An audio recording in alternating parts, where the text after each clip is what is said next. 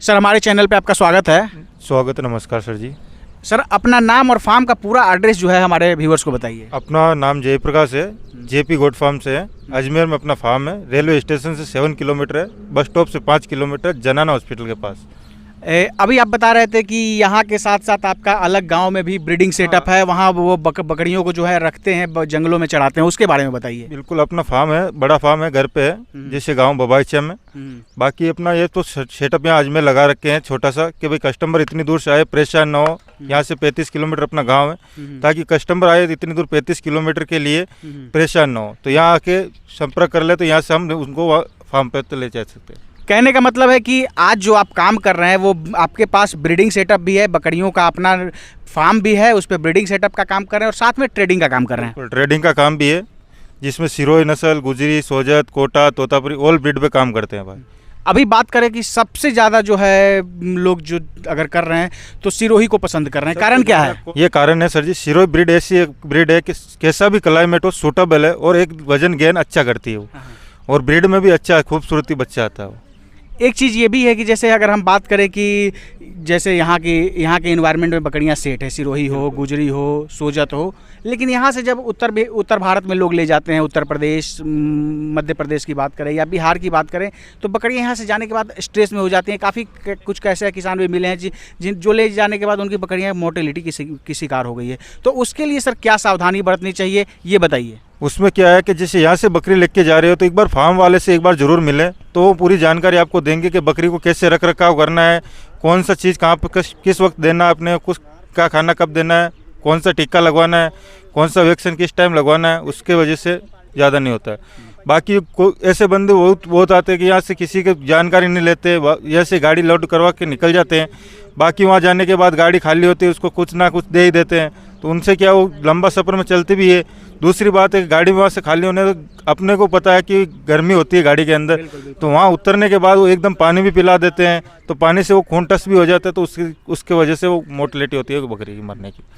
अभी जैसे जो भी यहाँ पे है, लगभग क्या इनका वेट होगा, क्या वजन होगा इनका? अपने पास है 15 किलो से लेके 30 किलो के वेट के बीच के बच्चे हैं, जिसमें पट भी है, मेल भी है, फीमेल भी है, बकरी भी है बड़ी प्रेग्नेंट।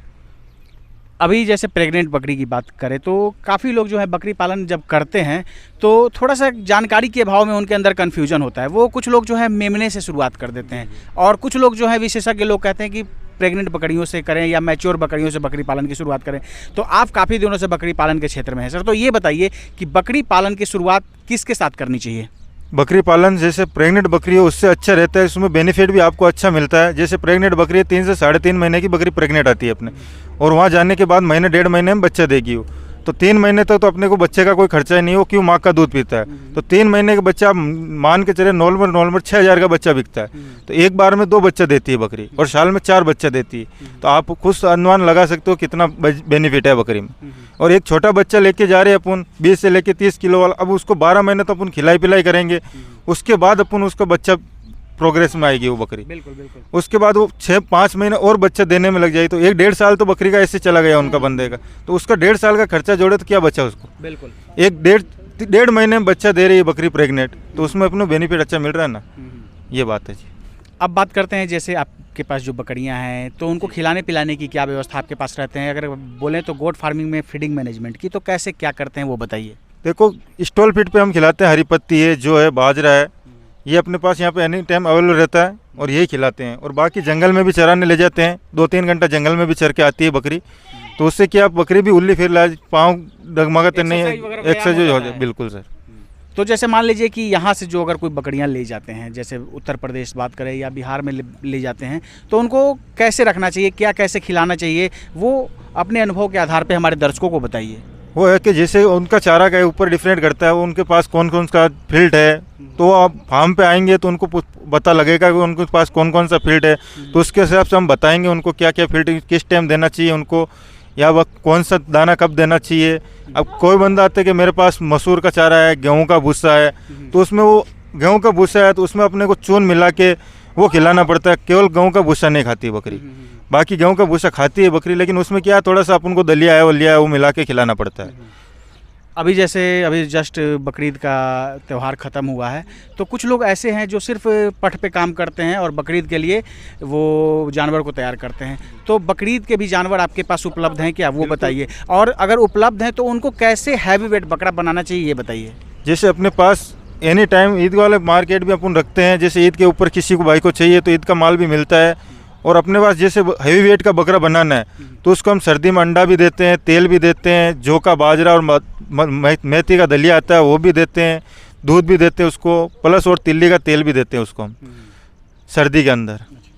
अभी जैसे मान लीजिए कि देश के अलग अलग हिस्सों से बहुत सारे लोग देख रहे हैं, तो वैसे जो हमारे गॉड फार्मर हैं, जो बकरी पालक हैं, तो उनके सहूलियत के लिए मैं एक सवाल पूछ लेता हूं कि अगर वो जानवर की रिक्वायरमेंट है, जानवर लेना चाहते हैं, तो क्या रेट, एक फिक्स रेट तो मैं नहीं पूछूंगा आपसे, क्या रेंज होगा वो बता दीजिए। जैसे अपने पास बकरी का रेंज है 260 रुपये किलो से लेके 300 रुपये केजी तक देते हैं हम बकरी प्रेग्नेंट में।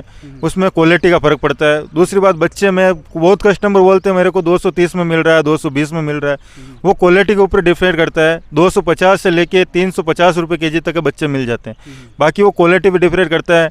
अच्छी क्वालिटी लोगे तो अच्छा पैसा लगेगा, बाकी जितना गुड़ डालोगे उतना मीठा होना सर जी। वो तो अब बात आती है कि बहुत सारे जो लोग देख रहे हैं देश के अलग अलग हिस्सों से देख रहे हैं, देश के बाहर से भी बहुत सारे लोग आपको देख रहे हैं। तो अगर बात करें हम इंडिया की, भारत की बात करें, तो कहाँ कहाँ जानवर को डिलीवर आप करवा सकते हैं? ऑल इंडिया ट्रांसपोर्ट है अपने पास। बाकी कस्टमर को यहाँ आना पड़ेगा एक बार, बाकी ट्रांसपोर्ट के लिए पूरी सुविधा मिलेगी आप उसको, कोई दिक्कत वाली बात नहीं। कहने का मतलब है कि अगर भारत में कहीं से भी अगर ऑर्डर देते हैं तो आप उनको भिजवा सकते हैं? भिजवा सकते हैं, लेकिन एक बंदे को यहाँ आना जरूरी है, क्योंकि यहाँ पे बहुत फ्रॉडगिरी भी बहुत होने लग गई है।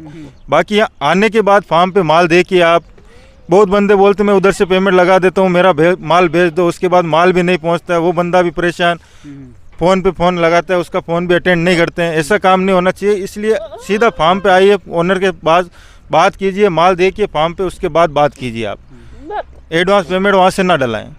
अब जैसे ट्रांसपोर्टेशन की बात आई, तो ये भी तो है कि अगर मान लीजिए आपसे संपर्क करते हैं और उनको जानवर चाहिए, तो आपके पास क्या ऐसा है कि इतने कम से कम इतना होगा तभी आप भेज सकते हैं, तो वो बताइए। वैसे कम से कम 30 पीस लेना जरूरी है सर जी, क्योंकि ट्रांसपोर्ट नहीं परवड़ता। 1-2 पीस के लिए बहुत कस्टमर कॉल भी करते हैं, क्योंकि पहुँच भी नहीं पाते हैं। जितना पैसा बकरी का बनता है उससे ज़्यादा ट्रांसपोर्ट हो जाता है। बिल्कुल, ये बात है सर। तो कम से कम 30 लेंगे? हाँ, कम से कम 30 बकरी लेते हो तो उसमें क्या ट्रांसपोर्टेशन अच्छा गिर जाता है, वो है। अब जैसे बात करते हैं कि जैसे कोई गांव देहात में अगर बकरी पालन करता है तो 1-2 बकरी रखते हैं लोग, तो वहाँ समस्या नहीं आती। लेकिन जब हाई डेंसिटी में, जब झुंड में बकरियों को रखते हैं, तो थोड़ा सा बीमारी वगैरह का खतरा बना रहता है। तो उसका वैक्सीनेशन वगैरह भी क्या ये करना चाहिए तो कैसे क्या है वो बताइए। उसमें जैसे PPR का वैक्सीन होता है, एक FMD का होता है, ये 2 वैक्सीन करवाते हैं, तो उससे क्या सर्दी जुकाम भी नहीं होती। PPR का वैक्सीन है, साल में 1 बार लगता है, उससे कोई बीमारी नज़दीक भी नहीं आती। बहुत बहुत धन्यवाद सर, समय देने के लिए और जानकारी देने के लिए। बिल्कुल बिल्कुल, धन्यवाद आपको भी सर। दोस्तों, ये थे जयप्रकाश जी, राजस्थान में बकरी पालन का काम कर रहे हैं और अजमेर में ये अलग अपना एक फार्म सेटअप डाले हुए हैं, क्योंकि बहुत सारे लोग जो हैं वो राजस्थान में सिरोही नस्ल या बात करें गुजरी सोजत पे काम करना चाहते हैं तो आते हैं। तो उनके सहूलियत के लिए जनाना हॉस्पिटल के पास ये अपना फार्म डाले हुए हैं और कुछ सैंपल के तौर पे जो बकरियों को रखते हैं, साथ में गाँव में जो है इनका ब्रीडिंग सेटअप है, वहीं पर बकरियों को रखते हैं, खिलाते पिलाते हैं और जैसा कि इन्होंने बताया कि चराई पर बकरियों को रखते हैं। दोस्तों, आशा है ये वीडियो आप सबको काफ़ी पसंद आई होगी। स्क्रीन पे मैं जयप्रकाश जी का नंबर दे दूंगा, डिस्क्रिप्शन बॉक्स में पूरे पते के साथ इनका मोबाइल नंबर मैं दे दूंगा। जो भी भाई अगर बकरी पालन करना चाहते हैं या जानवर के बारे में जानकारी चाहिए तो आप इनसे संपर्क करके बेहतर जानकारी ले सकते हैं। दोस्तों, आशा है ये वीडियो आप सबको काफ़ी पसंद आई होगी। अगर पसंद आए तो एक लाइक जरूर करिएगा, चैनल पर नहीं तो सब्सक्राइब कीजिएगा। Thank you for watching.